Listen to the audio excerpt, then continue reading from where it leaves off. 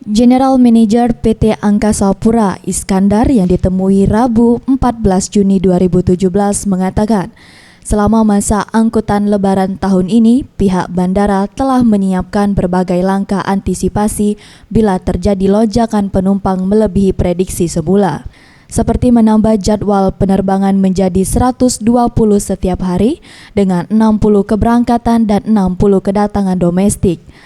Selain itu, pihaknya telah menambahkan 50 personil petugas di posko mudik yang terbagi dari 30 petugas bandara dan 20 personil dari TNI.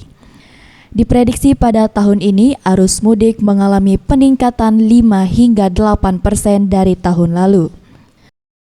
Schedule yang sudah ada itu bisa dimanfaatkan oleh airlines maupun oleh pengguna jasa. Jadi 120 movement dengan 60 berangkat dan 60 datang. Arus mudik di tahun ini Bandara SMB 2 menyiapkan sekitar 15.000 kursi penerbangan dalam sehari yang terbagi dalam 13.210 kursi normal dan 1.700 kursi penerbangan ekstra. Dan untuk pemantauan arus mudik di Bandara SMB 2 akan dimulai pada 15 Juni hingga 11 Juli 2017. Tim Liputan Sriwijaya TV.